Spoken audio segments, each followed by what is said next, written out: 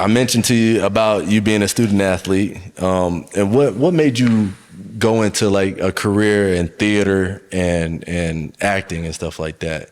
Like, what was your inspiration behind that? I think I realized that if someone would say, if anybody would say it, someone, anybody, whatever, that we are a total of our sum parts. Mm-hmm. I think sometimes it's interesting most when we get asked questions about that which, in answering the question, we're trying to get people listening to see the moment. Mm-hmm. In college, when Omari said, I'm going to join the Black Theatrical Ensemble. Mm-hmm. I'm going to audition for a play. But I realized that, you know, in the greater good, your point of the gold jacket being worn on stage, specific to your movement as an NFL great, mm-hmm. is one thing. But I know most that your vision is giving to the servitude of life. Yeah. And all of the people who want to be served by you and who are cool with serving you. Right. And you being humble enough and I guess self-effacing enough to receive whatever they're trying to serve you. Yeah. I got to a point now when answering certain questions where I realized the best way to serve the young people listening to us, trying to get inspiration and motivation, is to say it wasn't at that moment while in college on a campus while playing ball, 200 pounds back then, playing defensive back, getting close to Ron Bailey and Champ Bailey and being close to Robert Edwards and Terrell Davis and Travis Stroud and Hines Ward and Mike Bobo at quarterback and, you know, whomever else I was close to on the team, Randall Godfrey, like all of those who were closest to me, Jonas Jennings, like all those I still really keep up with. It wasn't about trying to convince myself and or them mm-hmm. that I could go do something that either they were going to throw tomatoes at the stage because I was on stage trying to do something that was against that which they thought I should be doing. Yeah.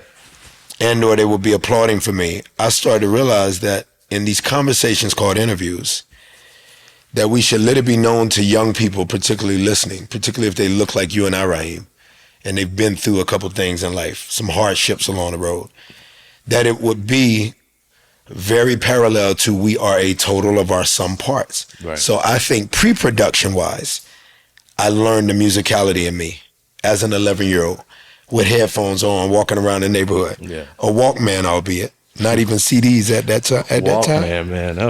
With the little headphones. Yeah. The little with ones. The little like metal going across the metal top. going across.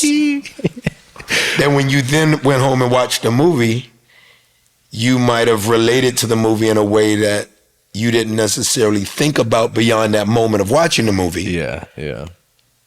But that as good as you were physically on a football field, on a basketball court, and on a baseball field, and in track, same as you running track in high school, there were moments where you did remember, I'm a Black American kid. The sports stuff is what's coolest to people. Right.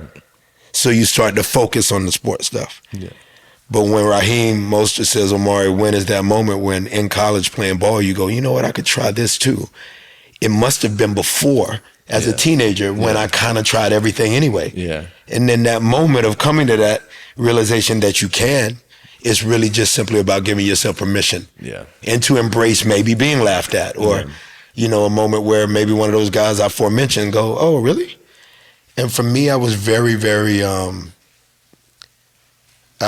apologetic only, I realized. Yes, most. I was apologetic and still am in many ways, but only for actually being gifted. Yeah.